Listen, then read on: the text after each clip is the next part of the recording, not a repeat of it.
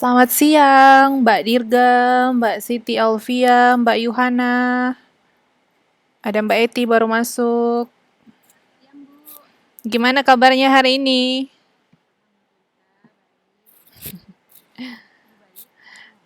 Alhamdulillah baik.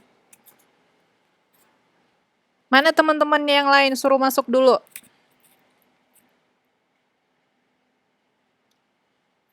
Minggu depan udah ini ya, Lebaran ya?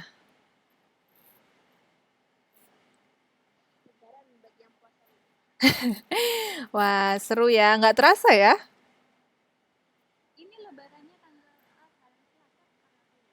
Oh, minggu depan. Iya ya, minggu depan kita libur ya. Tadi udah diumumin belum sama tutor sebelumnya? Kemana kalian rencananya?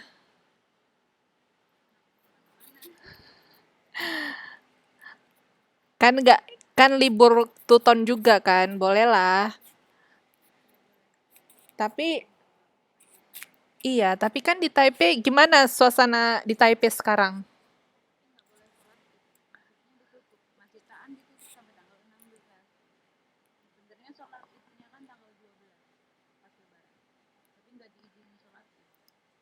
Oh iya ya, iya benar-benar. Terus kalau liburan kalian kemana dong? Diizinin nggak sama majikannya? Soalnya saya ada tahu di sini teman apa gimana nggak dikasih izin karena dia takut kalau misalkan kumpul-kumpul takutnya nanti pas libur kumpul-kumpul rame-rame kan. Jadinya nggak dikasih libur. Kalau di tempat kalian majikannya oke, kasih libur tanggal 16.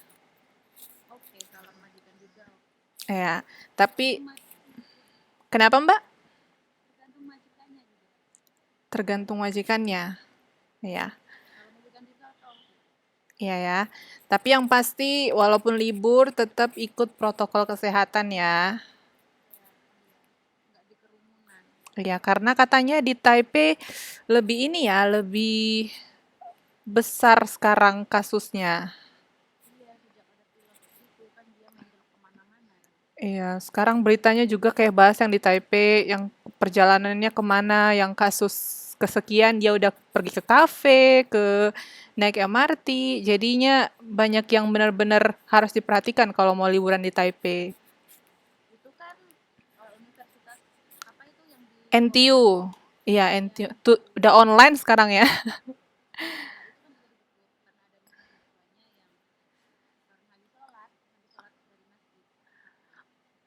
Oh itu mahasiswanya yang kena?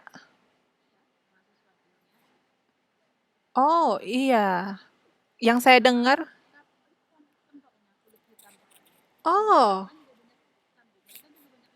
aha, oh oke. Soalnya saya tahu mereka apa pergi ibadah ke masjid itu, makanya di situ ada mulai dari kasus yang pilot itu juga kan, makanya ditutup. Saya nggak tahu kalau mahasiswanya ada yang kena, makanya memang mereka jadi online sekarang, full online.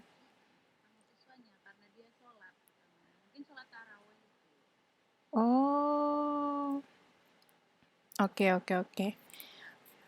Ya, serba-serbi ya. Jadi nggak apa-apa nanti sholatnya di rumah aja kalian dulu, baru pergi main. Oke, mana ini teman-teman yang lain? Masih berapa orang? 6 orang yang masuk.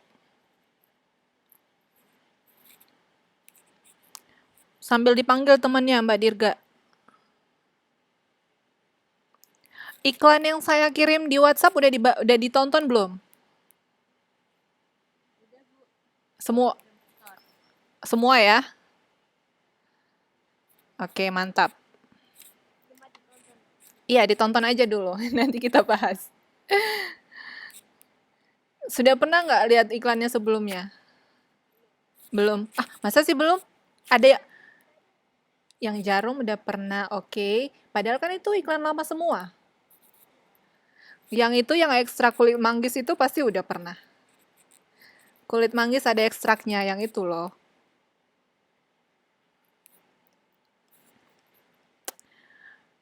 Untuk tugas 2 sudah yang Philips sudah oke. Soalnya itu kan iklan lama semua. Jadi saya rasa iya benar. Jadi kan kalau sekarang mungkin kalian nggak terlalu lihat iklan kan. paling YouTube lah, iklan Indonesia. Makanya itunya iklan yang udah lama aja. Pasti kalian udah familiar soalnya. Tugas 2-nya udah dicek belum? Udah saya ini ya, saya upload ya. Tugas 2-nya bisa dikerjakan, udah bisa diakses. Kirimnya lewat LMS juga. Oke. Mbak Eti, Mbak Dirga, tolong teman-temannya disuruh masuk juga. Kita mulai tuton kita hari ini di modul kelima. Sikap konsumen. Apa itu sikap? Menurut kalian sikap itu apa sih? Dalam bahasa sehari-hari aja.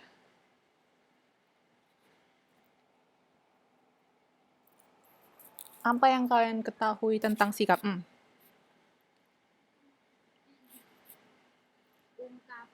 dari pemikiran, respon Oke, kata Mbak Dirgas, dari pemikiran lalu dia menunjukkan itulah sikapnya.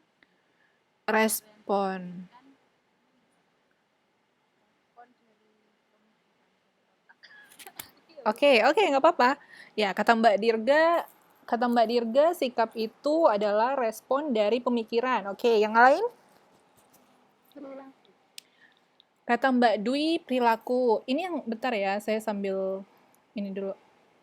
Mbak Dwi bilang sikap itu perilaku. Teman yang lain?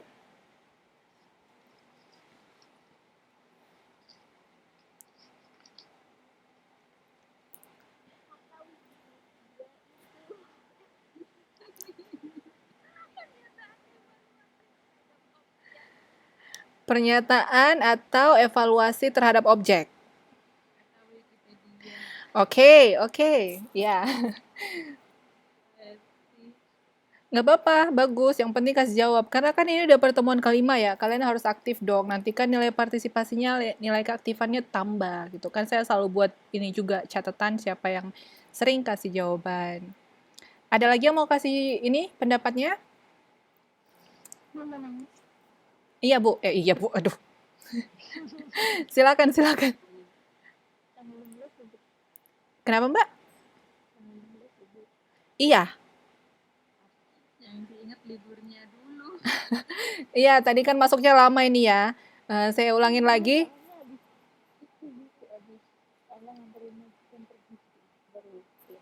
Oke, nggak apa-apa. Saya ulangi lagi sama teman-teman yang baru masuk, kalau kita minggu depan libur, ya. Tugas 2 sudah saya upload, bisa dikerjakan. Jadi sambil libur, sambil ngerjain tugas. Tapi tugasnya seperti biasa. Iya kan liburnya panjang.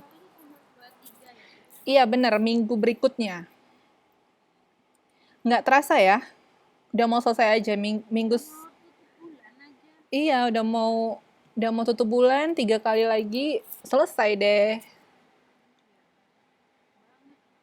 Iya, 1 tahun kayak gini udah 1 tahun terlewat. seru ya. Tunggu wisudanya aja. Oke, mantap. Harus semangat dong. Iya, semangat biar ntar wisudanya makin cepet di depan mata. Ini kalian masih ada yang mau ujul nggak? Yang kemarin-kemarin atau Satu semester. semester depan? Kalau cuti gitu kita nggak bisa sudah bareng gitu. Mbak kan ambilnya yang itu IPA kan. Iya, cuma cuti semester 4 doang nih kalau coba tanya Bapak. Iya.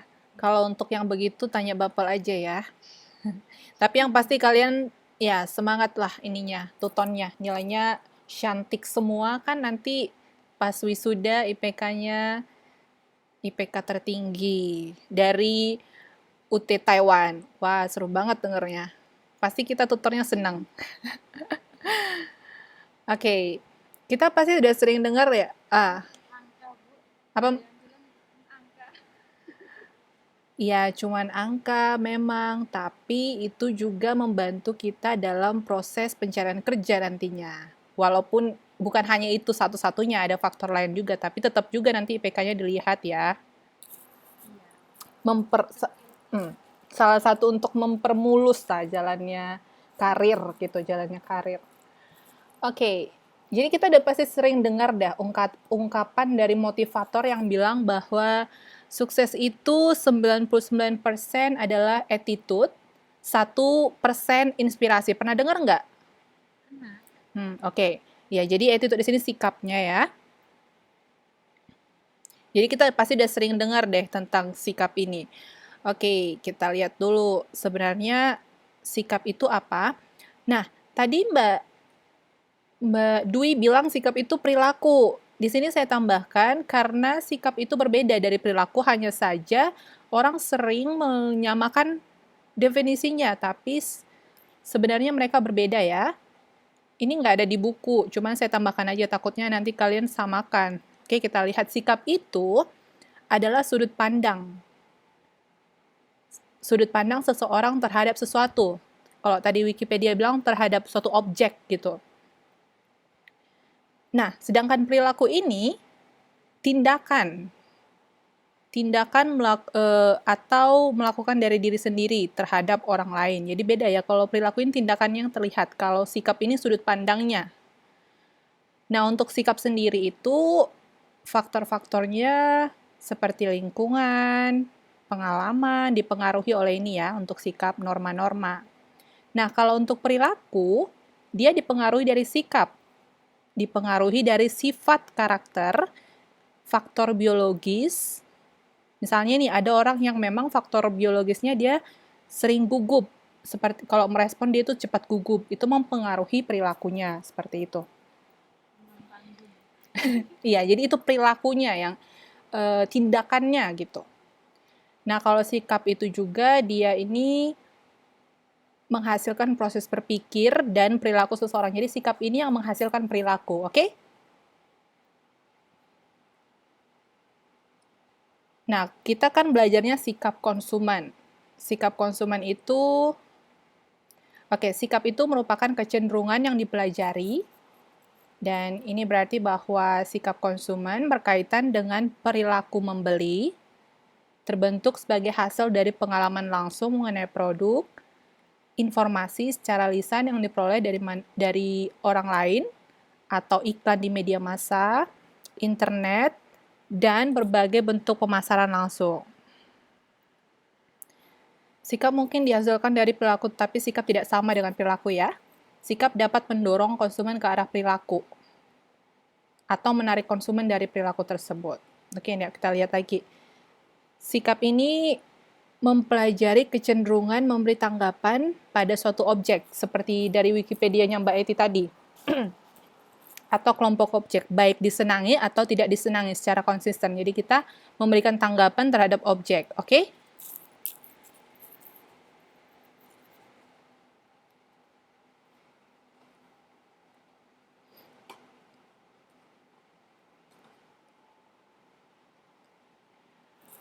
Nah, di buku juga ada ditulis karakteristik sikap. Gimana sih karakteristik sikap itu? Yang pertama, sikap itu memiliki objek. Lalu ada yang dikatakan dengan konsistensi sikap, resistensi sikap, persistensi sikap, dan keyakinan sikap. Bisa sambil dilihat di modulnya ya.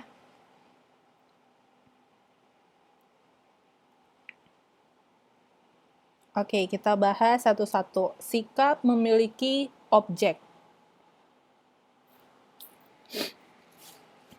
Dalam pemasaran, sikap konsumen ini harus ada kaitannya dengan objek. Nah, objek tersebut bisa dikaitkan dengan beberapa konsep konsumsi seperti produk, itu objeknya, atau merek, atau iklan, harga, kemasan. Nah, bagaimana sikap kita terhadap objek tersebut? Kemasan, media, dan lain-lain.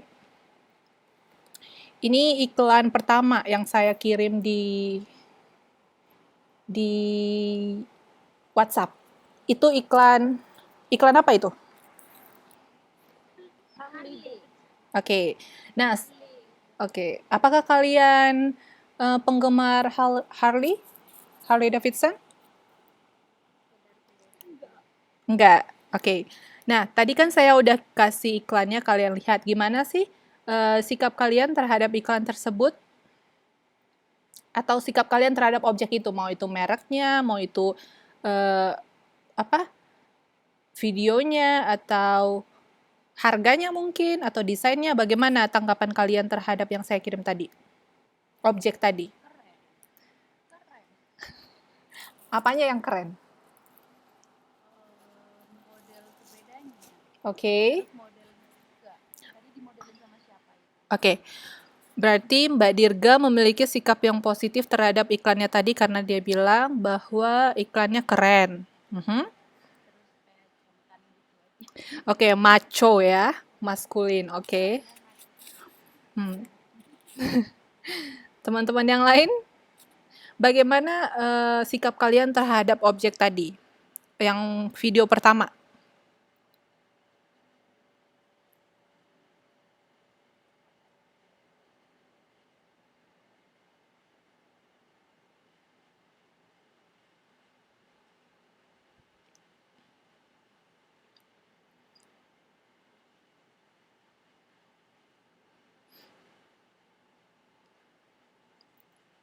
Jadi sikap itu kecenderungan memberi tanggapan pada suatu objek. Jadi saya mau menanyakan bagaimana tanggapan kalian pada objek yang saya kirim tadi. Apakah kalian senang? Apakah tidak senang? Atau kalian memiliki sikap yang positif? Tadi Mbak Dirga udah bilang kalau dia bilang itu keren, berarti terlihat seperti menyukai objek tersebut. Ayo teman-teman yang lain coba.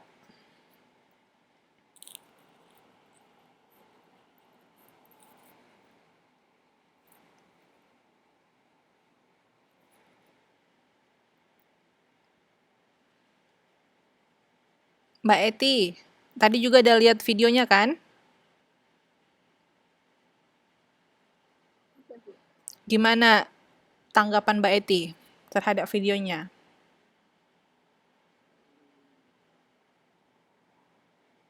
Boleh bebas apa aja, itu kan sikap Mbak Eti.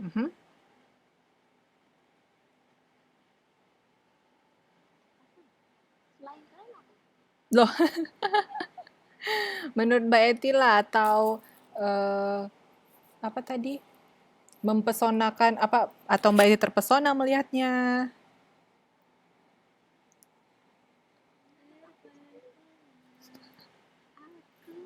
Bentar dulu nanti nyanyinya. Iklan Bu, ini tidak Iklan, iklan. aha. Suka nggak Mbak Eti lihat iklannya? Oke, berarti Mbak Eti memiliki sikap yang positif terhadap iklan tadi. Tanggapannya seperti itu. Begitulah kita mau, itulah kita lagi melihat bagaimana sikap kita terhadap objek. Jadi objek itu harus jadi sikap itu harus memiliki objek, oke? Nah, yang kedua, ada yang dikatakan dengan konsistensi sikap. Apa itu konsistensi sikap? Gambaran perasaan dari seorang konsumen dan perasaan tersebut akan direfleksikan oleh perilakunya. Nah, karena itu sikap memiliki konsistensi dengan perilaku. Nah, di sini ditekankan, walaupun mempunyai konsistensi, sikap tidak selalu harus permanen, artinya sikap dapat berubah gitu. Nah, di sini konsistensinya berarti intensitas kita terhadap sikap. Apakah sikap kita positif, negatif, atau netral. Yang pasti di sini kalau konsistensinya itu gambaran kita yang direfleksikan melalui perilaku. Nah, yang selanjutnya ada yang dikatakan dengan resistensi sikap. Kalau resistensi sikap ini, seberapa besar sikap seorang konsumen bisa berubah?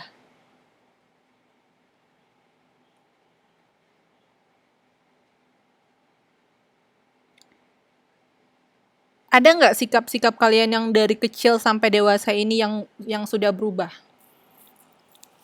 Ada Bu. Contohnya apa? Ada jelas. Males makan dulu kecilnya, sekarang mulai makan. Oke. Nah, jadi itu masuk ke resistensi sikap. Seberapa besar sikap seorang konsumen bisa berubah gitu. Jadi itu salah satu contohnya dalam kehidupan kita sehari-hari. Itu nama Gedenya enggak. emang gede nggak cengeng kata siapa? Orang kemarin apa itu? Yang update status lagi galau gitu sambil emoticon nangis. Enggak siapa? Bukan juga kali. Oh, bukan Mbak Dirga ya.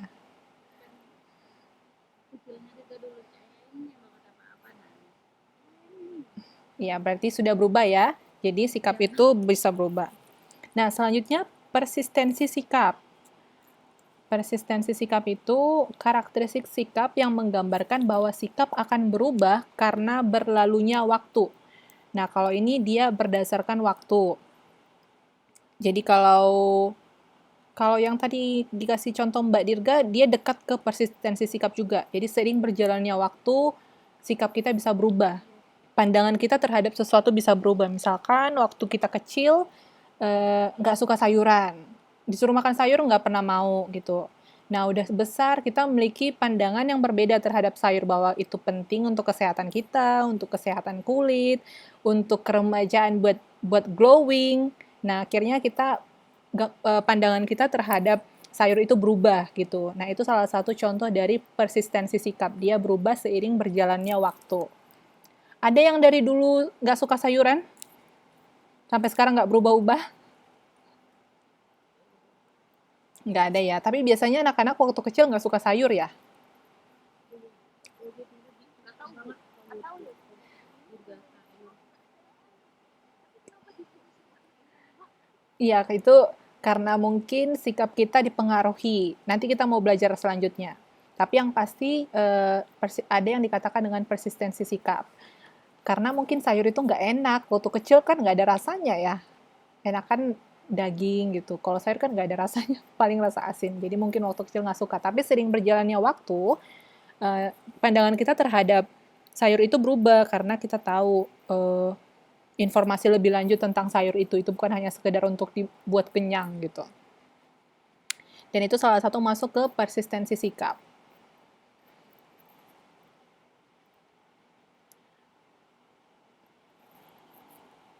Nah, selanjutnya ada keyakinan sikap. Keyakinan sikap ini kepercayaan konsumen mengenai kebenaran sikap yang dimilikinya. Jadi kita yakin bahwa kebenaran sikap yang kita punya itu.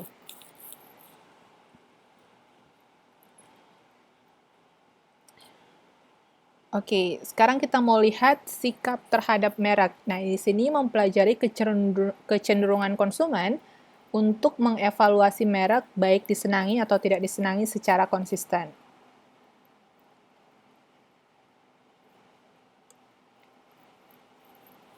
Bagaimana sikap kalian terhadap KFC?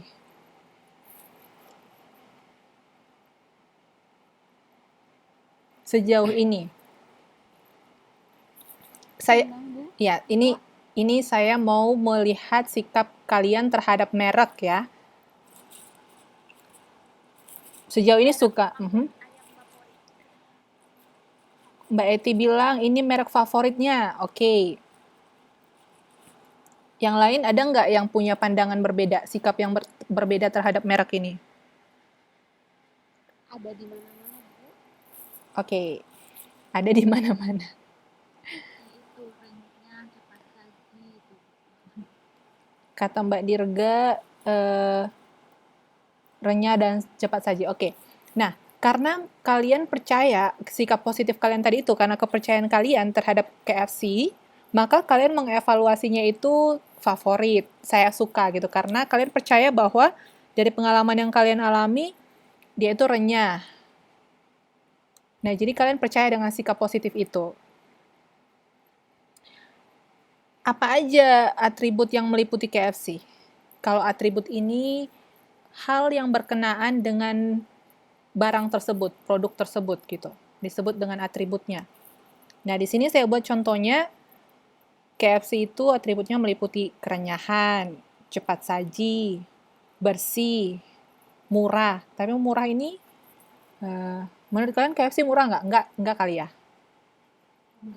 Di Indonesia mahal. Oke, berarti ini untuk atribut yang murah ini agak diganti sedikit. Apalagi atribut KFC menurut kalian?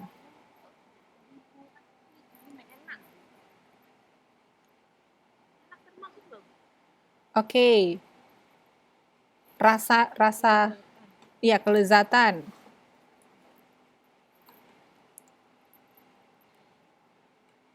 Oke, berarti itulah sikap kalian terhadap atribut-atribut brand tersebut ya.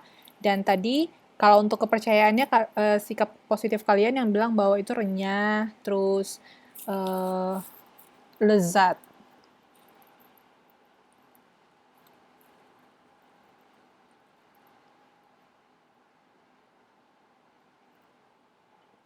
Oke, kalau misalkan nih ada teh botol, bagaimana sikap kalian terhadap minuman ini? Terhadap brand teh botol dan New Green Tea. Di botol lebih sedikit dan sedikit Teh botol lebih sedikit. kan sedikit kok sedikit ketimbang itu. Oke, berarti dari volumenya tadi Mbak Eti ya, Mbak Eti dia mengevaluasi terhadap brand ini dari atribut volumenya. Dia bilang kalau untuk teh botol itu lebih sedikit. Kalau dari segi harganya, Murah yang mana lebih murah? Merek yang mana yang lebih murah? botol. Teh botol lebih murah. Oke. Apalagi sikap kalian terhadap brand ini? Bisa dibahas melalui atributnya, melalui Rasanya mungkin Bu rasanya. Oke. Yang mana yang lebih enak menurut Mbak Eti dari antara merek yang dua ini? menurut aku green tea new New Green Tea. new green tea botol kayaknya sih emang lebih wangi Aha. tapi dia ada pahitnya Oh, kan ada yang original. ada yang pahit-pahitnya itu Bu aromatnya apa namanya wanginya emang lebih itu lebih ke teh botol kalau new green tea nggak tahu lah Bu. Ya, kalau menurut Mbak Eti dari segi rasanya lebih milih New Green Tea ya? Ya. Oke. Kalau Mbak Dirga tadi sama juga? Oke. Oke, berarti sikap kalian, pandangan kalian terhadap brand antara yang dua ini, kalian lebih memiliki sikap positif terhadap New Green Tea ya. Kalau apalagi atributnya yang akan kalian pertimbangkan untuk sikap kalian yang kalian tanggapi? Kalau botolnya, Makanya Bu kemasan apa Mbak? Mhm. kemasan yang new green tea aja kan pakai botol plastik Alasannya Mbak? nggak ribet Nggak ribet. kalau teh botol pakai beling gitu terus harus dibalikin lagi kan ke tokonya servis ulang ya sih Udah ada yang plastik juga sekarang. oh soalnya ini yang saya lihat kan yang begini Bu Oh, oke. yang saya lihat ini begini yang botol mas Ada yang botol, ada yang plastik juga sama bentuknya. nggak ada kok yang kaleng Kotak. oh iya kotak Pak. Iya. Oke. Ada di toko yang lihat yang pakai beling ya jadi Oke. Ya, jadi untuk brand itu sendiri kita bisa melihat dari atribut-atributnya yang berkenaan dengan produk tersebut. Jadi biasanya kita akan menanggapi tentang atributnya kalau untuk merek itu. Atau mungkin ada yang mau menanggapi tulisannya, warna botolnya gitu. Itu tapi termasuk ke kemasan juga ya. Yang pasti bagaimana sikap kalian terhadap brand tersebut, merek tersebut. Oke, nah di sini saya buat contohnya atributnya bisa meliputi harganya, tadi kita udah sebutkan, volumenya, aromanya, cita rasanya, varian rasanya, rasa manisnya, pahit getirnya, mereknya, lebih terkenal mana sih? Kalau, oh ya, Sosro ya. Di sini ada juga ya New Green Tea, ada nggak? Ya, ya. Kemudahan memperolehnya, biasanya ini juga akan mempengaruhi sikap kita. Kebersihan botol, isinya dan tutupnya. Pokoknya segala yang berkenaan dengan produk tersebut itu meliputi atribut. Kalau atribut handphone apa?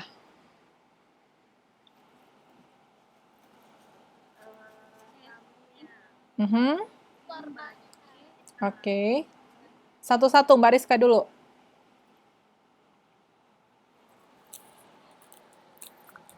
Apa aja Mbak Rizka?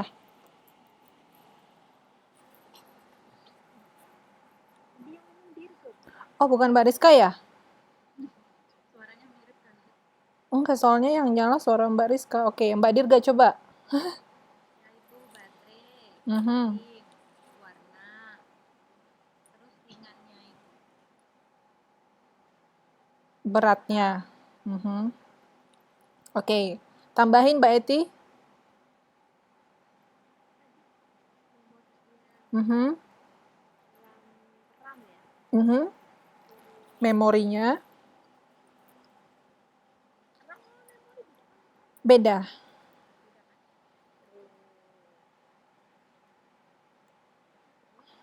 Harga Harganya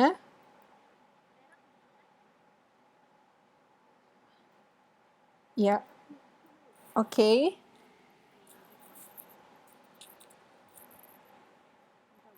Megapikselnya, chargernya, pokoknya semuanya yang berkenaan dengan spesifikasinya juga itu digolongkan ke atribut, oke? Nah, 3 hal penting dalam urutannya itu yang pertama, 3 komponen dari sikap. Bagaimana kaitannya dengan low involvement dan high involvement? Ini kok itu nanti ya. Aduh, ini slide-nya pindah-pindah. Oke, jadi sikap itu adalah objek, sikap dipelajari karena kecenderungan perilaku, sikap mempunyai nilai konsistensi, sikap terjadi dalam situasi tertentu. Nah, ada yang dikatakan dengan fungsi sikap. Nah, fungsi sikap ini dibagi dengan 4 bagian. Yang pertama, fungsi utilitarian.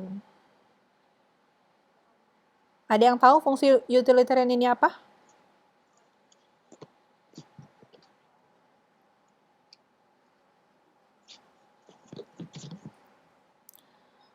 Oke, fungsi sikap dibagi menjadi fungsi utilitarian, fungsi ekspresi nilai, fungsi mempertahankan ego, dan yang terakhir fungsi pengetahuan.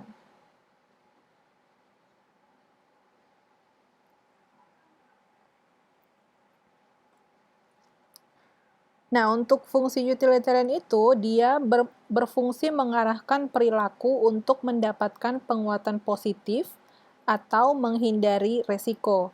Yang ini contohnya tadi di, coba saya lihat iklannya ya.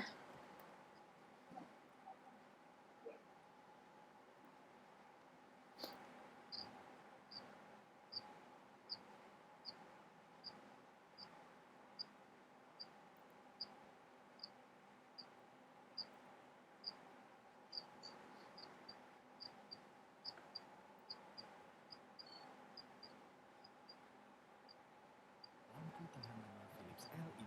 Satu lampunya panjang umurnya. Lampu LED tadi.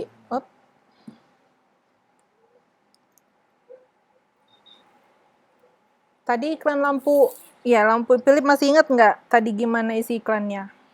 Apa katanya? Ini baru saya play, bisa lihat nggak? Lampu tahan 15 tahun. Oke, jadi dia memberitahu tentang fungsi membuat kita untuk memiliki perilaku penguatan positif. Jadi dia bilang fungsinya bisa bertahan sampai 15 tahun. Kira-kira kalian ini nggak suka nggak yang bisa tahan lama seperti itu? Suka, aku di rumah juga pakai Philips LED. Oh ya? Udah berapa lama, Mbak? Udah berapa lama? Kalau biasanya nih, lampu-lampu biasa itu ya belum 1 tahun aja udah Minta ganti? ganti. Kalau Iya. iya, kalau lampu biasa loh yang apa merek-merek biasa gitu kan biasanya belum 1 tahun aja dia udah mati-matian. 8 bulan. Tapi kalau Philips di rumah ibu udah hampir 5 tahun. Oh, Baru udah sendiri belum. oke. Ya, jadi di sini, ya. Hemat banget dia bu kalau Philips. Oke, jadi ini udah pembelian keberapa kali, Mbak? Kedua kali? Udah 2 kali belinya? Pertama tempat Ibu? Oke. Nah, Kan baloknya itu kan tebel banget dia kan kacanya tuh. oke. Ya, kalau saya nggak tahu pakai apa. Ya, bagus ya kalau misalkan kalian sudah memiliki pengalaman untuk pakai lampu ini. Dan iklan tadi itu, iklannya itu berusaha untuk mengarahkan perilaku kita untuk mendapat penguatan positif terhadap brand tersebut.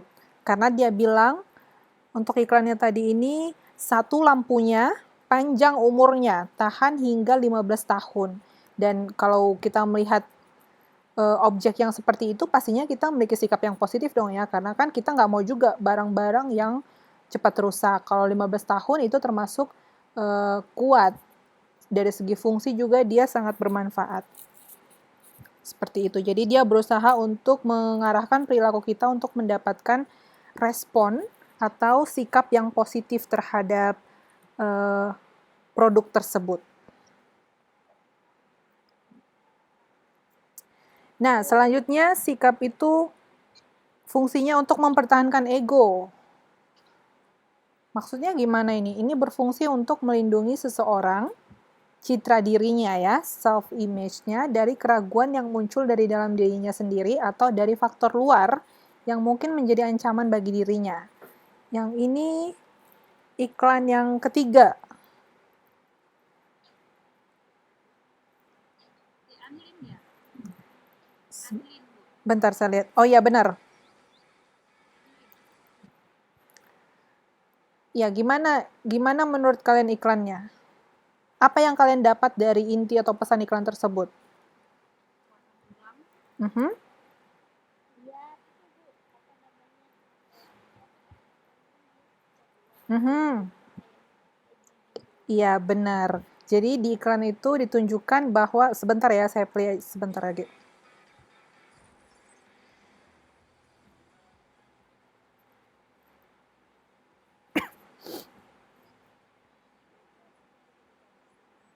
Ya, jadi dia bilang bergerak seperti ketika masih muda gitu. Jadi dia mau membuat citra image-nya itu bahwa dia masih muda, yang mempertahankan ego masuk ke fungsi ini untuk iklan tersebut ya. Karena dia padahal dia umurnya sudah lebih dari 50 tahun ya. Namun dia berekspresi, menari di bawah hujan lagi, dan itu dia bergerak seperti seolah-olah dia masih muda gitu. Nah, itu masuk ke sikap untuk fungsi mempertahankan ego. Ini seperti melindungi citra diri gitu.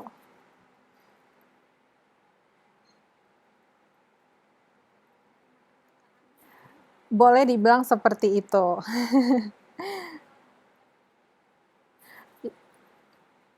Iya benar. Jadi ketika ada orang pendek, dia pakai high heels, itu juga bisa sikapnya masuk ke dia sedang perilakunya itu untuk mempertahankan ego gitu, karena dia ingin melindungi citra dirinya. Apalagi kalau kalian sendiri contohnya dalam kehidupan sehari-hari untuk fungsi mempertahankan ego ini seperti apa?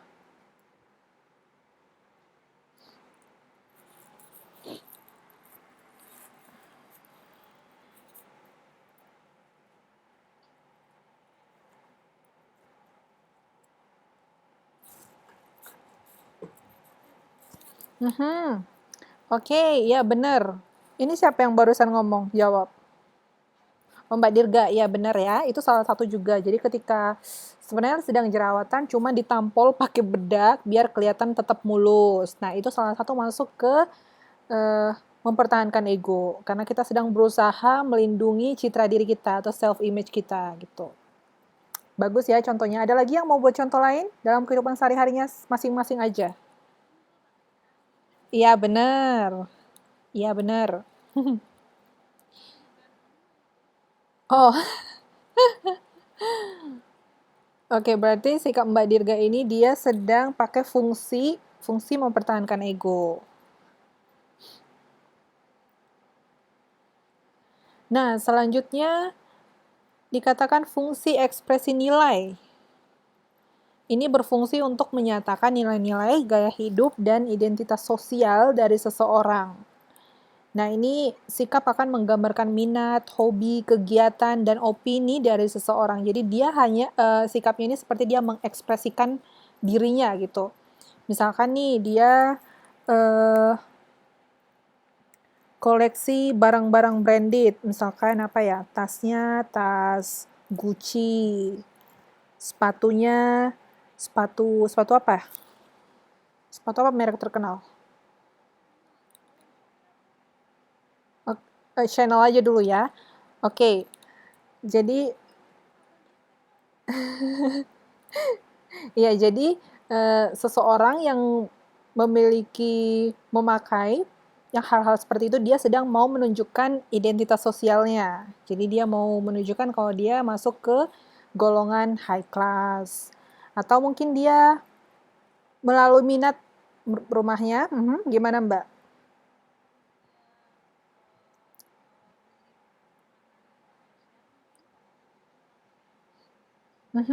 Oke.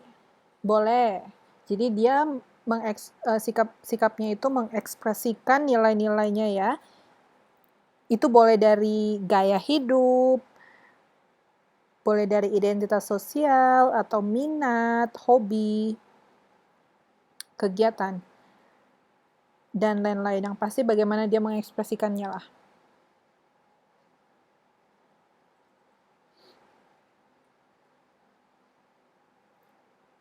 Nah, selanjutnya fungsi pengetahuan. Nah, ini keingintahuan adalah salah satu karakter konsumen yang penting. Pengetahuan yang baik mengenai suatu produk seringkali mendorong seseorang untuk menyukai produk tersebut. Jadi, ketika kita memiliki pengetahuan yang lebih banyak tentang suatu produk, biasanya seringkali ini akan membuat kita menyukai produk tersebut karena banyaknya informasi yang bermanfaat yang bisa yang kita miliki, yang kita ketahui. Produk apa yang kalian memiliki banyak pengetahuan?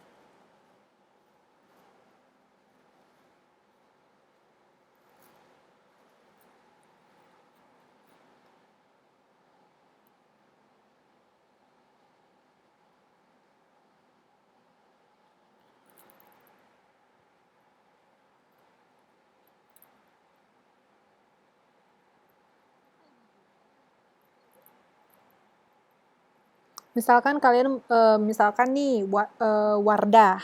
Contoh ya, salah satu Wardah kalian memiliki pengetahuan yang banyak tentang produk ini. Yang pertama, pengetahuannya boleh apa aja. Yang pertama mungkin kandungannya, kalian tahu kandungan apa aja yang mereka pakai. Yang kedua, produksinya. Kalian pernah baca atau pernah lihat informasi tentang bagaimana mereka memproduksi bahan-bahan yang mereka pakai, bagaimana lokasinya, kebersihannya, higienisnya, terus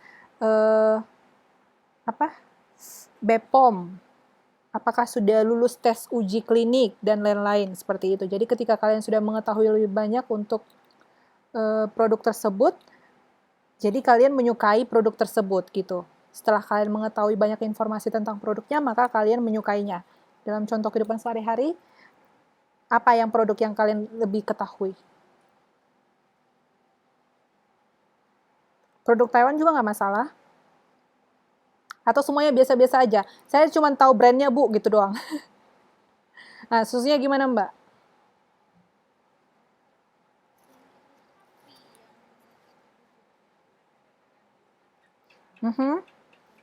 Apa nama brandnya Mbak?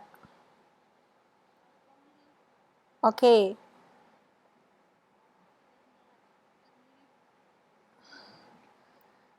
Itu brand Taiwan. Oke. Oke, apa aja yang Mbak ketahui tentang produk tersebut? Pengetahuan apa aja yang Mbak miliki?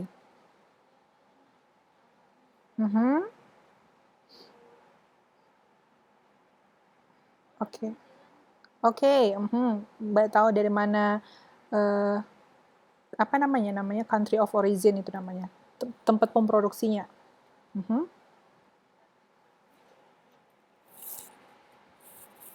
Kandungannya ya, kandungan lemak, pokoknya kandungan yang ada di dalam susu tersebut. Apalagi pengetahuan yang Mbak miliki tentang produk itu? Mhm. Mhm. Oke. Mhm. Oke, ada lagi? Oke. Nah, di sini ketika Mbak mengetahui informasi tersebut tentang brand itu, Mbak jadi cenderung menyukainya gitu. Jadi disinilah fungsi pengetahuan itu dikatakan salah satu karakter konsumen yang penting, pengetahuan yang baik mengenai suatu produk seringkali akan mendorong seseorang menyukai tersebut. Jadi kalau misalkan kita nggak punya pengetahuan apa-apa tentang produk itu, biasanya sikap kita menjadi netral gitu. Tapi kalau kita memiliki pengetahuan yang lebih banyak tentang produk tersebut, itu biasanya akan mendorong kita menyukai atau memiliki sikap positif terhadap produknya. Jadi, dikatakan di sini salah satu karakter konsumen yang penting itu adalah pengetahuan yang baik mengenai produk itu.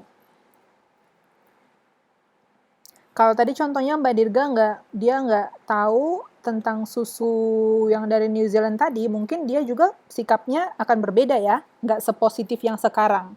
Tapi karena dia sudah tahu, dia jadi memiliki sikap yang positif. Jadi, seperti yang dikatakan.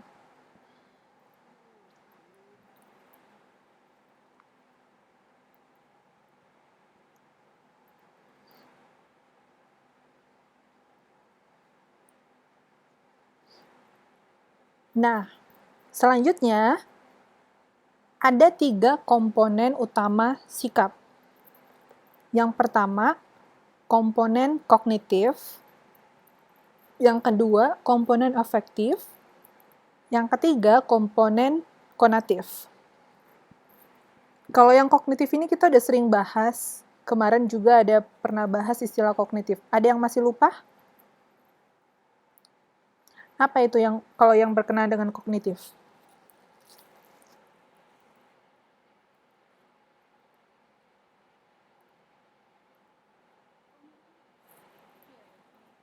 Apa, Mbak? Iya, jadi dia yang berhubungan dengan ya pengetahuan kita gitu.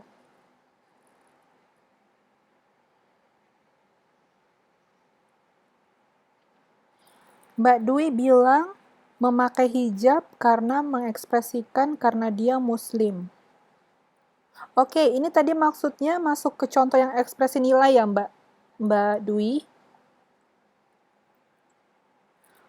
Fungsi ekspresi nilai ya. Jadi dia di sini masuk ke kegiatan. Ya, contohnya yang Mbak Dwi buat boleh. Memakai hijab karena mengekspresikan karena dia muslim. Oke. Kalau teman-teman yang lain nggak bisa buka mic-nya, kalau mau ngetik juga nggak apa-apa kayak Mbak Dwi ya, nanti saya baca juga. Oke, bagus Mbak Dwi.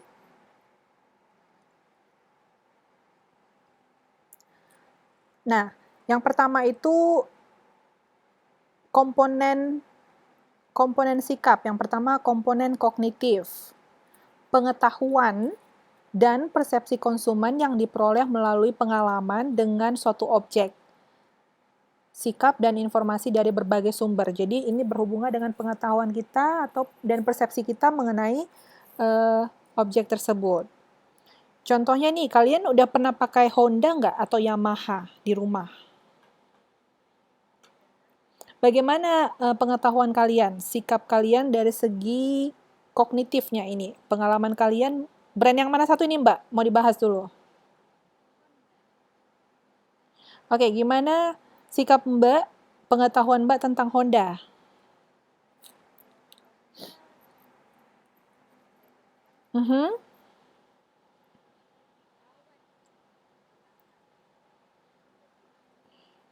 Oke. Oke. Ya, jadi kita sedang bahas komponen kognitifnya ya, dari sikap Mbak ini. Oke, kita lihat dulu yuk.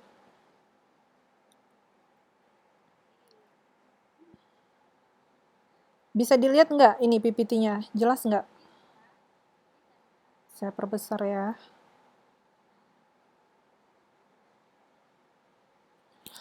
Oke, jadi kita lihat lah ini untuk pengetahuan mengenai Honda dan Yamaha. Jadi Yang kita tahu, yang sudah kita dari pengalaman kita, pengetahuan kita dan persepsi kita tentang Honda dan Yamaha, yang pertama itu Honda. Dia kan iklannya kan selalu itu motor teririt bahan bakar. Kalau dia iklan, dia pasti memberikan informasi tentang ini. Irit bahan bakar. Nah, kalau untuk Yamaha kan dia sering iklannya motor yang semakin di depan. Tahu nggak iklan Komeng? Ya. Nah, jadi berdasarkan pengetahuan kita tentang brand ini, yang pertama Yamaha dia selalu mengiklankan bahwa mereka lebih mengedepankan inovasi. Kalau untuk Honda sendiri dia sering menginformasikan lewat iklannya bahwa dia irit bahan bakar. Nah, selanjutnya untuk manfaatnya, kalau Honda ini dia berdasarkan pengetahuan kita, dari informasi yang ada, dia memiliki teknologi canggih, teknologi injeksi PGM-FI. Nah, kalau untuk Yamaha sendiri, dia memiliki performa yang mantap. Dia memposisikan dirinya seperti itu. Dia selalu menunjukkan bahwa dia memiliki performa yang bagus. Yang terakhir, iklannya siapa ya? Pernah nggak Yamaha ini pakai Valentino Rossi? Pernah nggak kalian tonton iklannya itu? Yang lomba racing sama Valentino Rossi. Ya, jadi di situ dia Yamaha mau memposisikan dirinya bahwa dia memiliki performa yang mantap. Nah, selanjutnya dari segi tampilan. Kalau Honda itu biasanya dia lebih elegan untuk desainnya. Kalau untuk Yamaha dia lebih sporty. Nah, untuk pemakainya, Honda ini dia memposisikan produk terbaiknya itu di motor bebek. Apa ini motor bebek? Kalau bahasa sehari-hari apa satu lagi? Tahu ya motor bebek ya? Yang nggak punya gigi.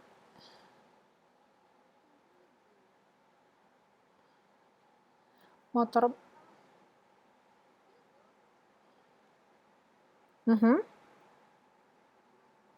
Iya, motor bebek yang Matic.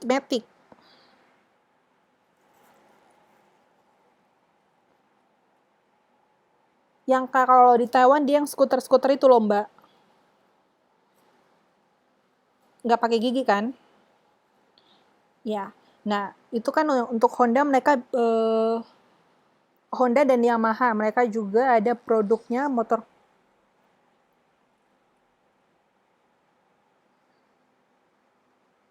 Kalian ngerasa nggak ada gempa? Aduh. Iya, beat kata Mbak Dwi. Apa tadi Mbak Eti bilang barusan?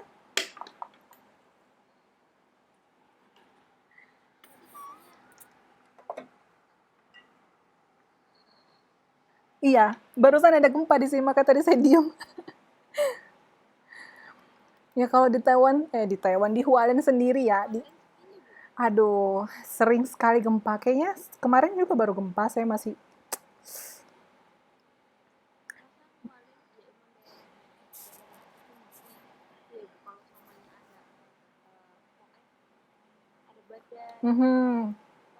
Benar. Bikin ini kadang-kadang olahraga jantung. Maksudnya, kadang karena kemarin yang terakhir itu yang kapan itu 2 minggu yang lalu ya, yang gede.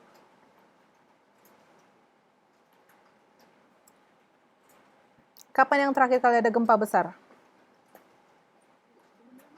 Iya, itu kan pusatnya di Hualien juga. Pusatnya di tempat saya, di Sofong.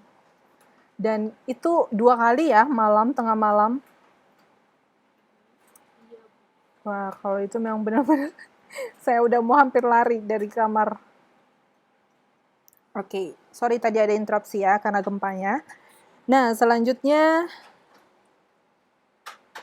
kalau untuk Honda sendiri, dia berdasarkan pengalaman dan pengetahuan kita sebelumnya dan persepsi, dia memiliki kualitas material yang baik, awet dan tahan lama. Kalau untuk Yamaha, dia produknya itu dalam segi kekuatan mesinnya ya, yang kuat, bandel katanya. Nah, untuk harganya, dua-duanya antara Yamaha harganya kompetitif, sesuai dengan produknya. Kalau ada, apa Mbak? Honda biasanya di Oh ya? Ya, kalau misalkan ada mau nambah lagi, untuk pengetahuan atau persepsinya tentang produk yang dua ini boleh. Oke, misalkan ada aspek lagi yang kalian mau tambahin, kalau sejauh ini yang saya tahu cuma itu saja untuk dari segi kognitif saya, dari segi sikap kognitif, jadi yang dibandingkan itu pengetahuan kita tentang produk tersebut atau persepsi kita berdasarkan pengalaman. Jadi itu bisa dari kita yang pakai sendiri atau dari informasi dari berbagai sumber, oke? Jadi lihat ini pengertian komponen kognitifnya, pengetahuan dan persepsi konsumen yang diperoleh melalui pengalaman dengan suatu objek, sikap dan informasi dari berbagai sumber. Nah, yang selanjutnya konatif. Kalau konatif ini, afektif. Afektif ini dia menggambarkan emosi dan perasaan. Kalau dikatakan nanti afektif berarti dia mengaitkan dengan emosi dan perasaan konsumen. Yang ini saya ada upload video ke 4 kalau nggak salah.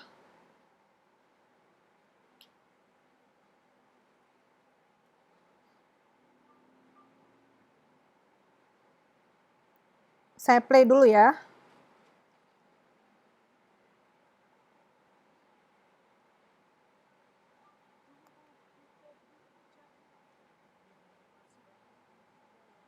Kalau saya play videonya kalian bisa lihat nggak?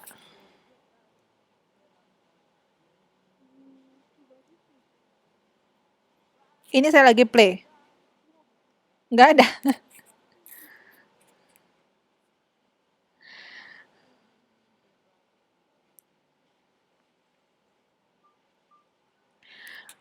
Ya, bagaimana sikap kalian untuk video yang nomor 4 tadi? Yang jarum. Iklan jarum.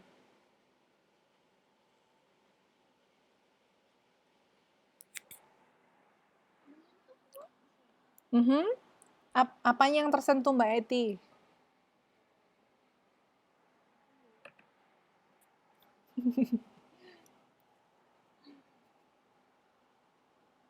Menyentuh apa? Iya udah bener, tapi disambung menyentuh apa?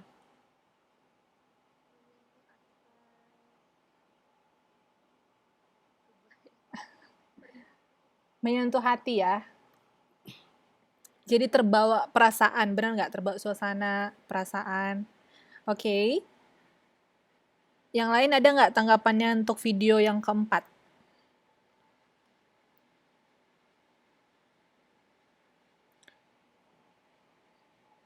terharu. Terharunya gimana Mbak Mbak Dirga?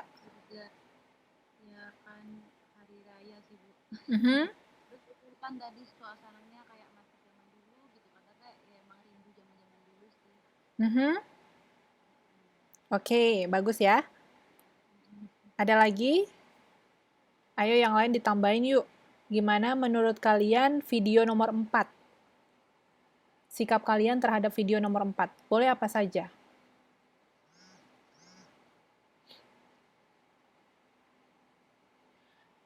Di sini ada Mbak Dwi ketik kalau Honda bentuknya lebih kokoh. Oke, ini tadi tambahan untuk yang kognitif ya, saya rasa Mbak Dwi. Oke, bagus. Bersyukur. Oke, kata Mbak Dwi, untuk yang afektif ini dari video itu dia lihat terbawa suasana untuk bersyukur. Oke, tapi yang pasti dari video itu dari yang kalian sebutkan tadi bersyukur, terharu, apa tadi Mbak Dwi jawab tersentuh. Karena hanya dengan berbuka satu kurma saja tidak masalah. Oke, ya. Tapi yang pasti kalian terbawa perasaan nggak? Terbawa emosi nggak sama videonya? Karena memang videonya itu ya menyentuh perasaan kita ya. Dari yang pertama, coba saya lihat yang pertama itu dia keciprat air air becek. Ingat ya, itu yang pertama. Dia masih tetap sabar di bulan suci Ramadan. Terus dia udah sampai di rumah juga, dia letakin kurmanya, si omnya tadi kayak ngambil kurmanya dia juga. Dia balik-balik kurmanya kenapa udah tinggal satu gitu. Terus dia masih nahan ininya, perasaannya. Terus pas ini ya, mau sholat ya, dia ketemu lagi sama omnya. Dia kayak udah mau eh apa? Acuh gitu Bu, gak mau ngasih apa namanya bagian Sebenarnya dia udah mulai kesel ya. iya, Terus akhirnya dia ingat bahwa di bulan penuh berkah ini harusnya berbuat kebaikan gitu. Akhirnya dia mau berbagi. Nah, dari situ memang didesain untuk iklan ini biar kita terbawa dalam emosi gitu. Nah, disinilah sikap afektif itu menggambarkan emosi dan perasaan konsumen. Seru nggak iklannya? Dibanding makanya tadi ini yang kayak dulu tuh yang waktu pas pelajaran waktu pas awal-awal lagi apa jarum iklannya jarum itu Aha, mau bilang yang ini? nggak sesuai padahal iklannya kan harusnya rokok Mhm. Hmm. iklannya tentang kayak gini Iya, jadi karena dia mau mengubah sikap kita itu melalui dari emosi kita, perasaan gitu. Jadi kita kan punya eh, bisa merasakan situasinya, padahal dia promosinya yang berbeda gitu ya. Jadi kan sikap kita jadi positif nggak sama brandnya, karena dia juga iklannya bagus, nggak hanya promosi mulu, promosi yang kayak memberikan kebaikan-kebaikan atau informasi tentang produknya, terus kayak keunggulan-keunggulannya saja gitu yang sebenarnya tidak terlalu mengena sama perasaan. Nah, kalau dia mengenakan perasaan biasanya itu kita akan lebih tersentuh. Nah, ada strategi-strategi pemasar yang dia mau mengubah sikap kita lewat komponen afektif itu sendiri gitu. Ada lagi iklan-iklan yang biasanya berkenaan sama ini. Ada nggak kalian ingat iklan-iklan dulu-dulu sih biasanya? Ada lagi nggak iklan yang seperti ini? Yang dia menyentuh perasaan kalian. Bukan hanya menginformasikan keunggulan kelebihan produknya, terus desain-desainnya, bukan hanya melulu seperti itu, tapi dia membawa perasaan. Ada lagi nggak ingat iklan-iklan sebelumnya? Itu gimana?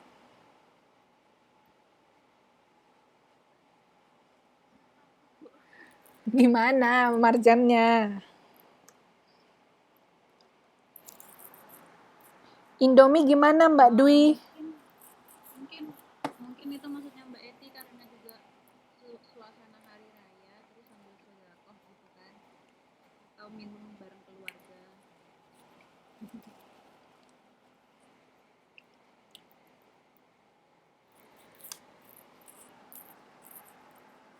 Jadi seperti merasakan suasana lebaran gitu ya? Mbak Dwi bilang iklan Indomie pas saat Ramadan itu Bu, tapi tahun kapan yang pas ada gerobak-gerobaknya itu terus makan Indomie bareng-bareng. Oke, ingat nggak kalian yang iklan yang dikasih tahu sama Mbak Dwi ini?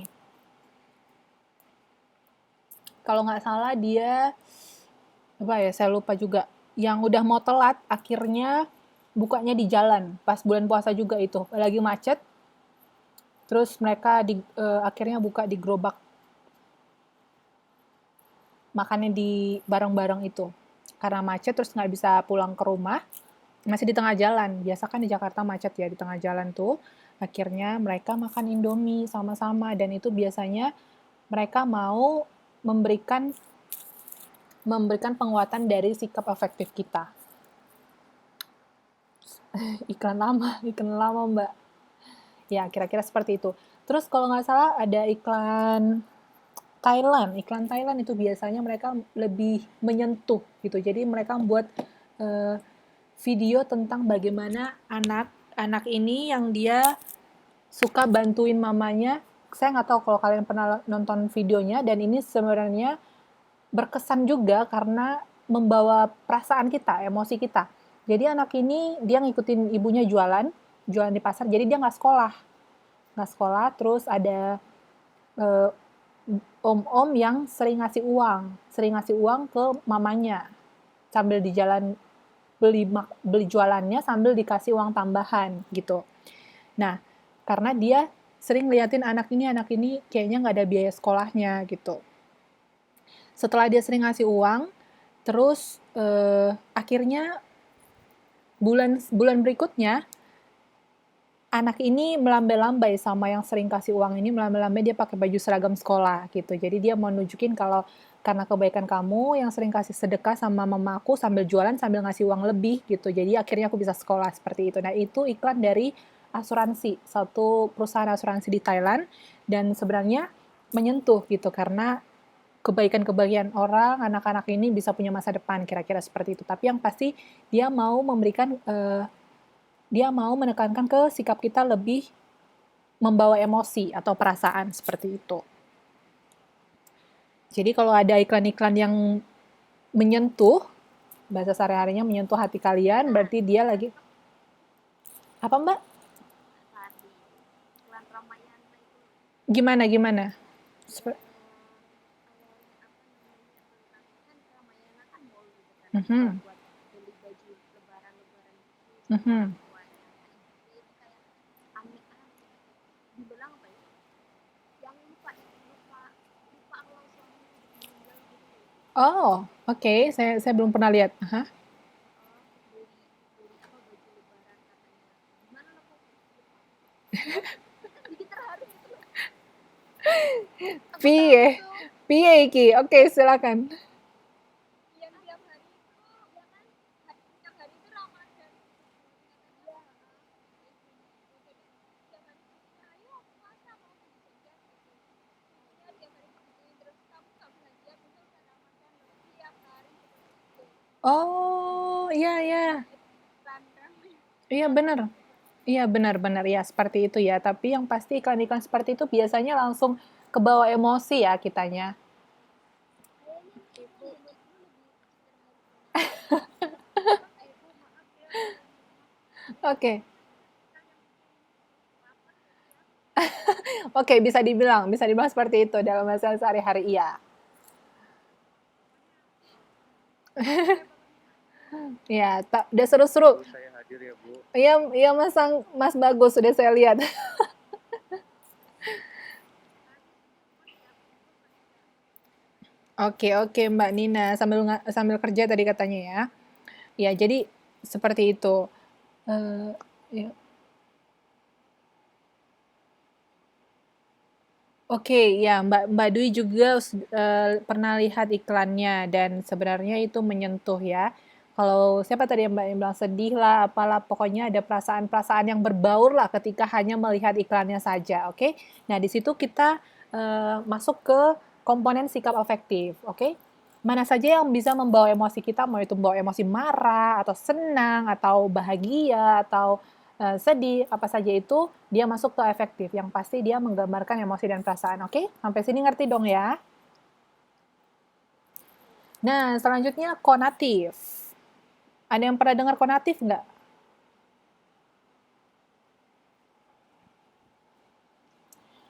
Nah, untuk sikap ini kecenderungan dari seseorang untuk melakukan tindakan tertentu yang berkaitan dengan objek sikap atau eh, kita melakukannya seperti objek tersebut gitu. Ini iklan yang terakhir. iklan manggis tadi tuh Hmm, Sweet Lepen ya coba bentar saya biar awet muda Coba bentar saya lihat dulu lagi. Learn to make egg toast really good. Delicious. That's cool. But can you learn to make egg toast really good? ya karena modelnya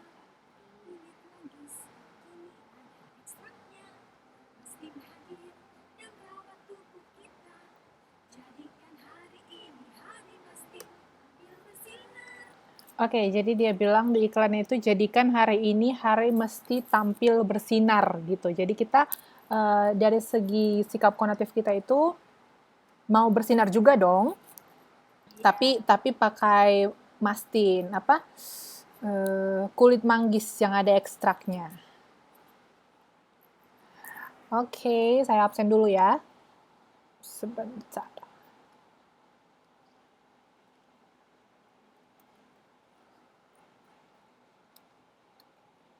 Mbak Lia ada?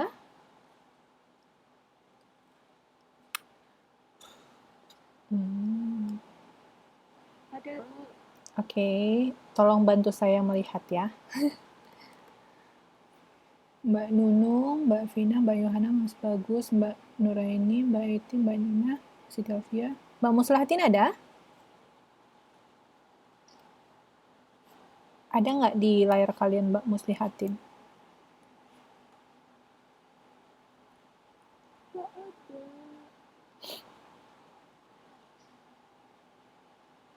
Nggak ada. Terus nanti Tadi izin di mana? Di grup dikabarin nggak kalian? satu ini Hmm.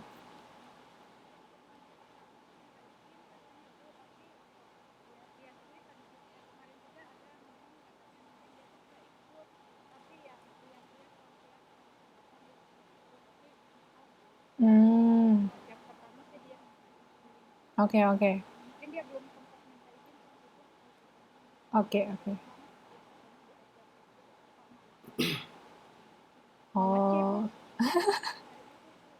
Oh iya, benar.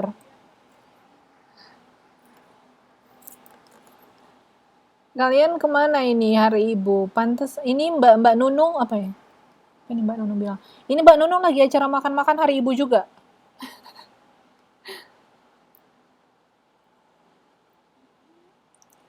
Ada komen nih katanya baru masuk acara makan-makan. Mbak Rizka ada ya? Berarti hari ini yang nggak masuk Mbak Muslihatin saja ya? Yang izin. Oke.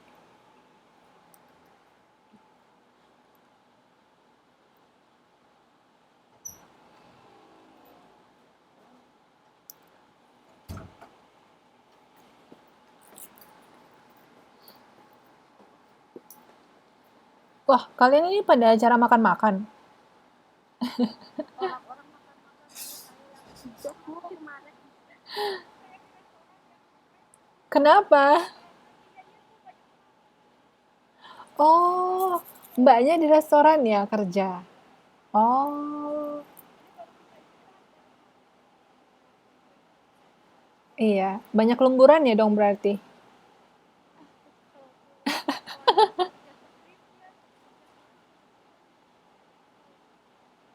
Oh, iyalah.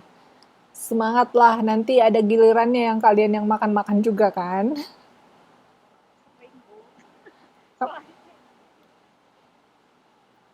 Voucher apa? Oh, untuk semua semua pekerja.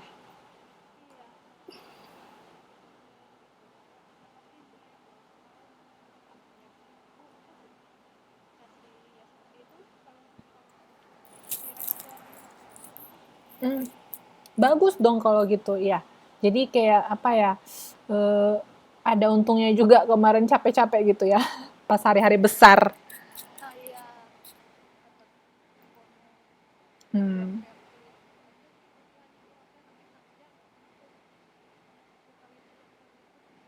hmm, oke, ya. Aha, gimana tuh emangnya Mbak? Oke, oke, oke. Jadi berarti Mbak Nia ini loyal lah ini ya sekarang. Sangat loyal. Oke, jadi untuk teman-teman, saya nggak tahu kalau di Hong Kong untuk teman-teman yang di Taiwan yang merayakan Hari Ibu, selamat Hari Ibu lah ya buat ibu-ibu eh, yang penuh pengorbanan untuk kita semua dan juga calon-calon yang menjadi ibu, calon ibu ya. Kita iya, kan nanti bukan harus ini langsung jadi ibunya, jadi istri dulu ya, tapi yang pasti di masa depan. di masa depan loh, Mbak. Karena kita ini sangat berharga ya, wanita-wanita ini sangat berharga. Iya, untuk Mbak Dwi, selamat Hari Ibu. Untuk yang belum jadi ibu, ya selamat juga untuk calon ibu.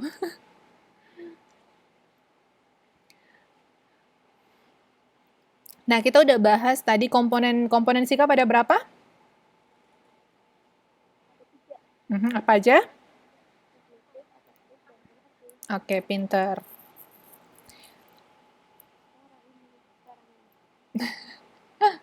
Minggu depan enggak, 2 minggu lagi saya tanya. Minggu depan kan libur, jadi 2 minggu lagi.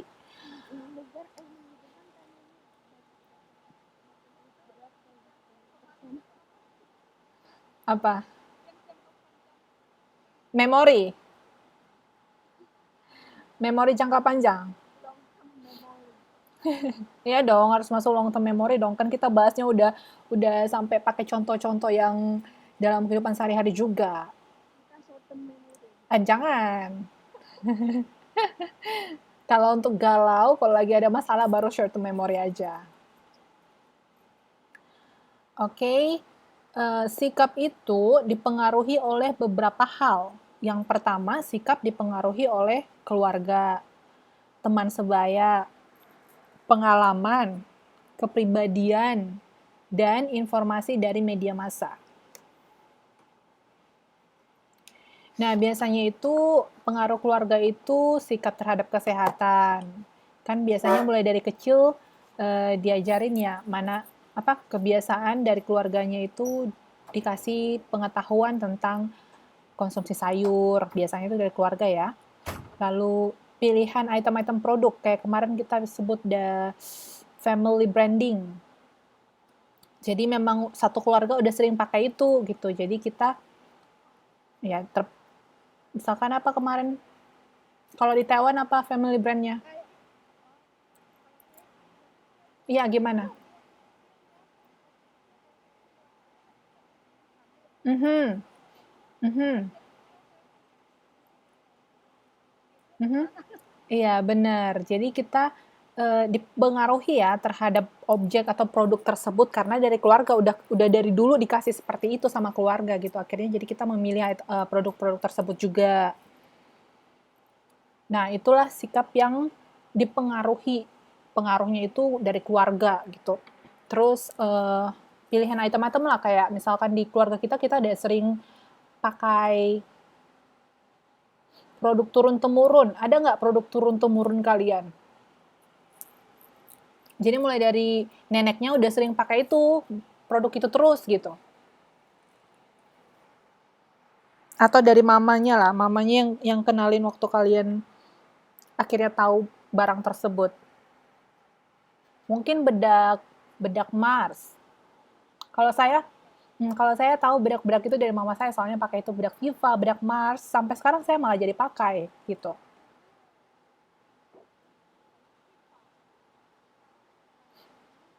Mhm. Udah agak-agak.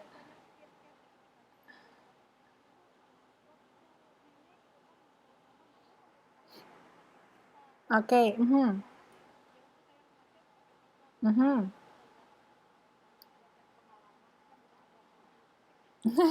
Ya itu udah pengaruh Mbak udah masuk pengaruh yang lain lagi, tapi yang pasti dari waktu remaja tadi masih dipengaruhi keluarga pakai Viva ya. Mhm. Oke. Iya. Nah, kalau saya sendiri sampai sekarang ini yang ada pengaruh keluarga itu pemilihan item produk kayak bedak Mars. Itu bedak Mars sama bedak Viva. Dari dulu mama saya pakai itu, sampai sekarang saya masih pakai bedak itu gitu. Di Taiwan juga bisa dibeli kan. Kemarin saya pulang ke Indo saya malah beli lagi bedaknya. Sampai sekarang saya masih pakai itu kira. Mhm.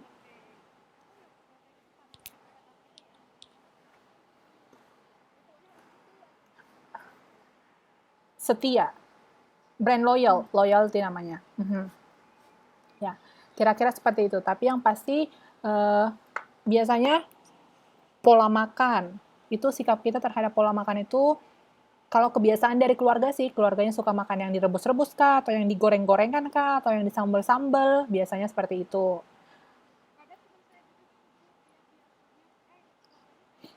Mhm. Iya, benar-benar. Iya, jadi biasanya pola makan juga ya itu biasanya pengaruh keluarga karena kan dari kecil juga kita udah diajarin untuk seperti itu, berperilaku seperti itu kira-kira. Dan menurut Bennett dan Kasarjan, dia bilang pengaruh keluarga itu biasanya sikap terhadap kesehatan. Jadi kayak pemilihan dokter, misalkan kita udah biasa ke dokter tersebut atau rumah sakit tersebut gitu. Atau produk-produk yang berkaitan dengan kesehatan, item-itemnya. Dan menurut Bennett dan Kasarjan ini juga pengaruh keluarga terhadap sikap itu seperti sayur-sayur yang direbus, kayak tadi Mbak Nina udah kasih contoh juga pola makan vegetarian gitu, terus atau makanan kering. Iya, kayak semacam obat-obatan gitu. Iya. Pas kecil saya pakai itu karena itu kan minum sirup Epaflusin kalau dulu ya. Terus sekarang ngirim ke anak saya, jadi anak saya pakai minum itu sama aja, nggak sembuh, minum itu sekali 2 kali sembuh. Sebetulnya masih habis. Iya, benar. Jadi biasanya itu sikap kita terhadap produk-produk kesehatan itu dipengaruhi dari keluarga. Nah, selanjutnya, sikap itu dipengaruhi oleh kawan sebaya. Penelitian dari Kass dan Laversfeld ini dia bilang anak-anak belasan tahun dalam beli produk. Terus anak-anak pakai rok mini. Jadi menurut penelitiannya ini, dia bilang anak-anak itu terpengaruh pakai rok mini karena teman-temannya gitu. Padahal dari awal, mulai dari dia kecil, pakaiannya nggak seperti itu. Cuman udah beranjak dewasa, teman-teman sebayanya akhirnya mempengaruhi sikapnya. Akhirnya dia ikut-ikutan pakai rok mini seperti itu. Jadi berdasarkan penelitian ini dikatakan bahwa sikap itu bisa dipengaruhi oleh teman sebaya. Apa sikap kalian yang dipengaruhi teman sebaya kalian dulu? Nggak apa-apa, sikap positif atau negatif. Ingat yang teman sebaya.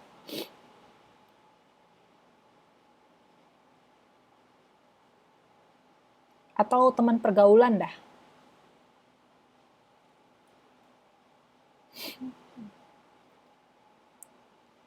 Kalau waktu kalian mulai beranjak remaja, ada nggak sikap-sikap kalian yang berubah karena dipengaruhi oleh teman? Saya dulu ada, sering bolos.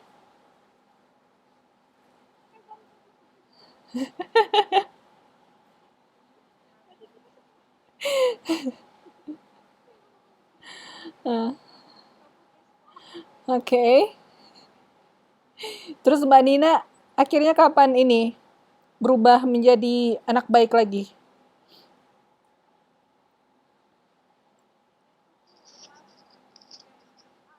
Mhm.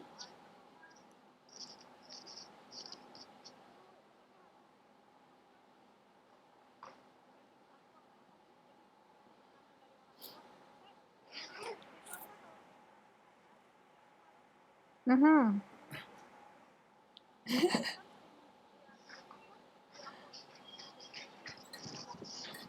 Aha. Oke, iya. Oke, iya. Mhm. Ya, jadi Mbak Nina bilang karena teman sebayanya yang mempengaruhi sikapnya. Saya juga pernah waktu itu, waktu SMP, waktu SD, teman-teman sebaya saya itu masih anak-anak apa kali, baik kali ya. Nah, udah SMP, masuklah ke sekolah yang teman saya itu bisa dibilang tergolong nakal juga. Akhirnya, iya bener, saya udah mulai cat rambut, terus telinga juga tindih 3 gitu. Saya heran juga kok bisa sikap saya waktu itu kayak gitu ya. Ya karena teman-teman sebaya saya juga kayak gitu. Cat rambutnya akhirnya dimarahin sama guru kan, karena kan rambutnya harus warna hitam. Terus enggak cat rambut saya itu warnanya kelihatan kalau di bawah cahaya gitu. Jadi pas di kelas nggak kelihatan, cuman pas upacara apa ada kegiatan di lapangan kan memang benar-benar kena matahari, kena cahaya, jelas tuh. Wah, langsung lah dipanggil sama guru. Kalau besok nggak dicat hitam, dibotakin gitu. Padahal itu karena teman-teman saya juga saya melakukan itu kan.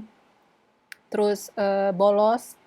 Tapi setelah masuk SMA akhirnya berubah karena teman-teman sebaya saya, kawan-kawan sebaya saya itu mulai baik-baik lagi gitu. Yang suka rajin belajar, akhirnya saya malah jadi tambah rajin belajarnya. Gitu. Jadi sikap itu dipengaruhi oleh kawan sebaya. Nah, sikap itu dipengaruhi oleh pengalaman.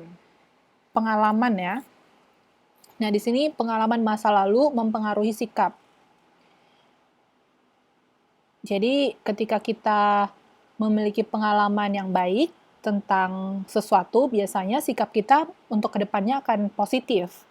Dan kalau pengalaman kita tidak baik tentang sesuatu objek, biasanya sikap kita cenderung negatif gitu. Contohnya nih, pengalaman Anda pakai credit card. Gimana pengalamannya? Apakah menyenangkan atau membantu atau malah jadi semakin boros gitu. Nah, sikap kita ke depannya tentang credit card ini akan berubah gitu, tergantung pengalaman kita. Pengalaman makan di restoran, misalkan makan di restoran A, kita merasa senang dalam pelayanannya, atau juga makanannya enak, lezat, juga harganya. Nah, sikap kita ke depannya akan tergantung dari pengalaman kita, gitu. Coba buat contoh sikap kalian terhadap sesuatu objek berdasarkan pengalaman kalian.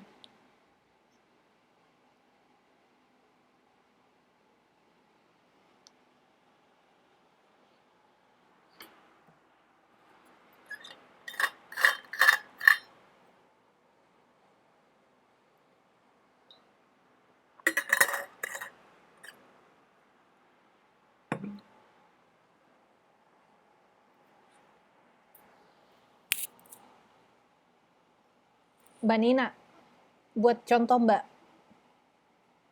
Makan paling penting ya. Mhm,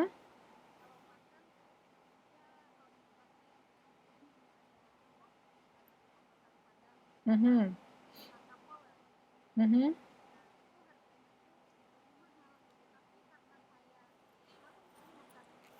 mhm, mhm,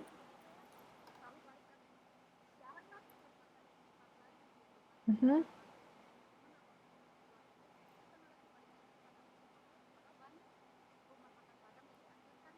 Hmm, oke. Ya, jadi berdasarkan pengalamannya Mbak Nina, akhirnya pengalaman masa lalunya dan sikapnya itu menjadi positif. Jadi selanjutnya juga dia akan ke rumah makan itu lagi, ke rumah makan itu lagi gitu.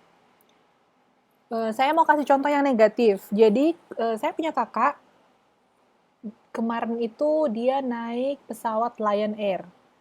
Lion Air kan dia selalu delay ya, apa? Tidak tidak on time, kira-kira seperti itu. Iya, selalu. Oke, iya, oke Mbak Nuraini. Ya, jadi eh, karena berdasarkan pengalamannya dan pengalaman sebelumnya itu bukan hanya satu kali dua kali gitu. Jadi pengalaman yang dia alami itu seperti itu dan ketika apa sih namanya? Kalau delay bahasa Indonesia apa sih? Diundur ya? Mhm. Iya, pokoknya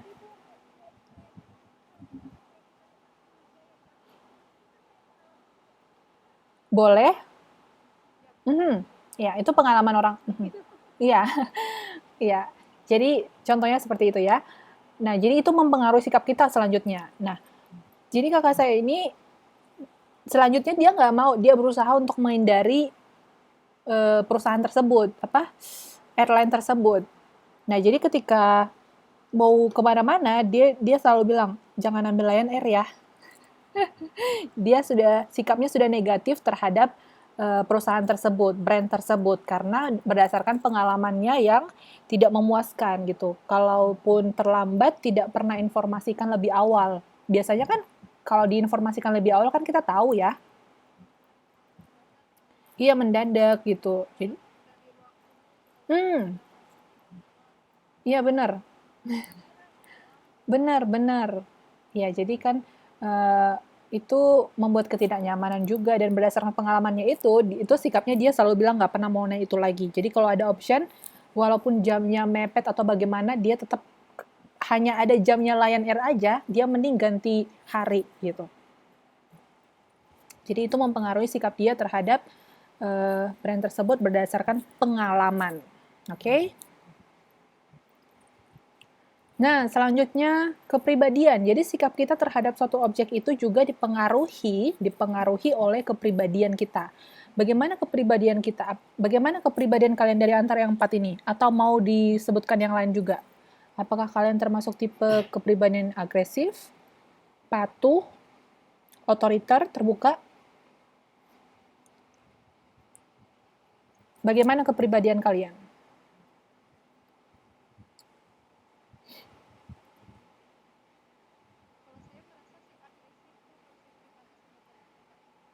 Agresifnya itu coba buat contohnya, Mbak.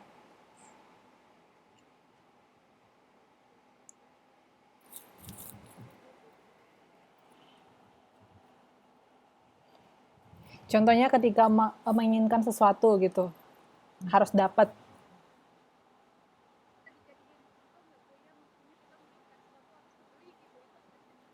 Boleh masuk.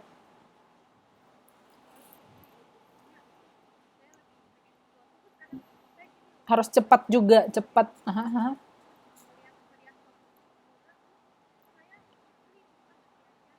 Mhm.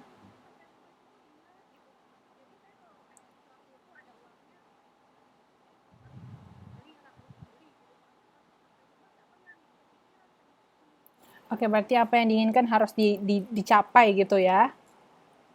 Oke. Ada di sini yang kepribadiannya patuh? Seperti saya? Ada di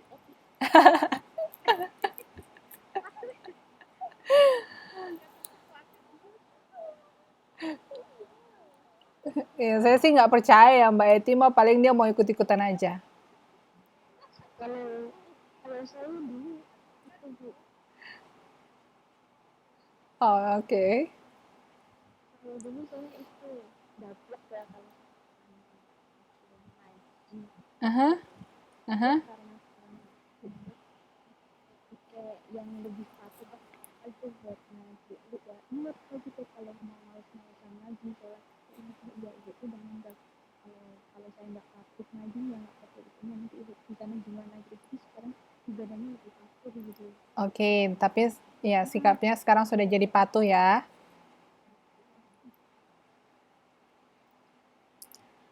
Oke, iya. Jadi sikap kita itu juga dipengaruhi dari kepribadian kita, tergantung pribadinya masing-masing.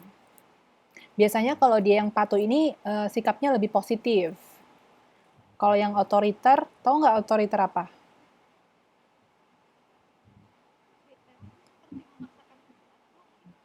Otoriter itu lebih kayak mau menguasai gitu. Mhm. Memerintah apa Mbak? Iya. Gimana? Apa-apa semuanya berdasarkan kemauannya Mbak Nina gitu. Apa yang Mbak Nina perintahkan?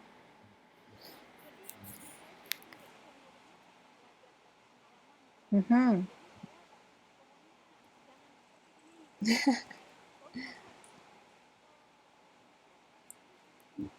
Oh, wow.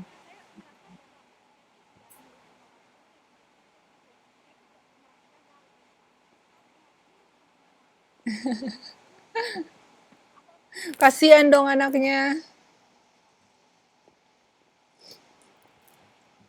Karena jauh dari Mbak Nina kali ya, makanya jadi lebih otoriter ya.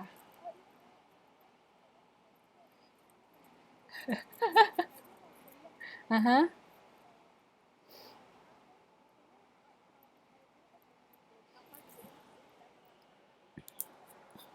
Aha.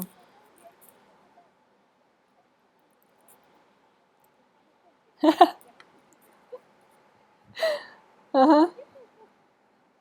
Waduh. Oke. Iya, jadi sikapnya itu biasanya. Mhm.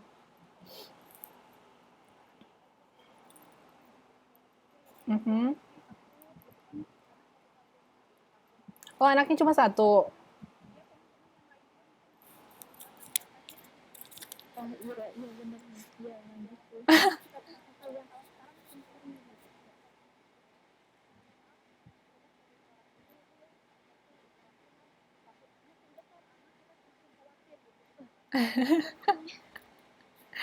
Anak cowok itu wajib nakal.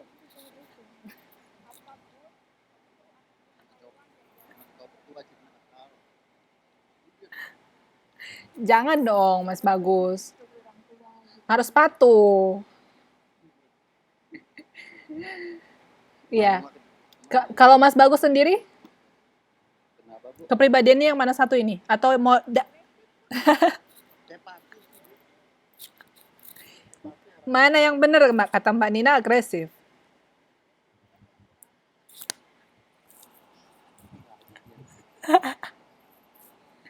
Oke. Kadang bukan pura-pura Mbak Nina, kadang-kadang dia patuh, mungkin ya. Kan? Iya benar.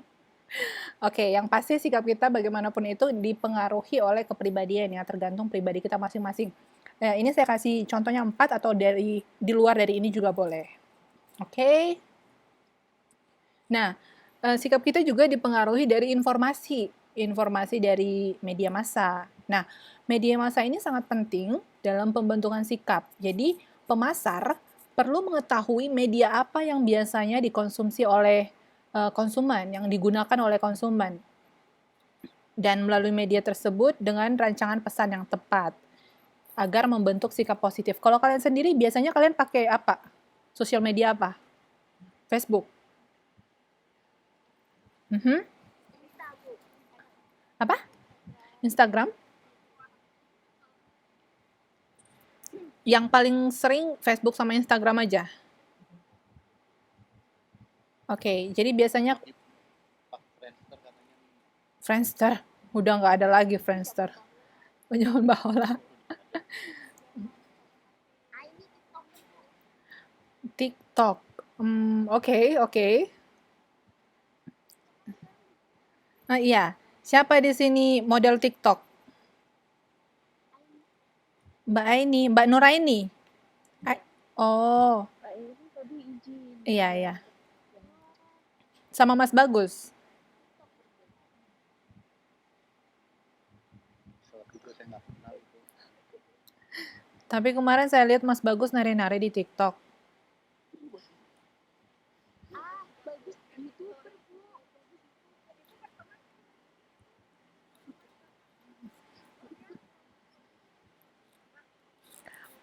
Itu gimana Mbak Masnya tuh berpesona?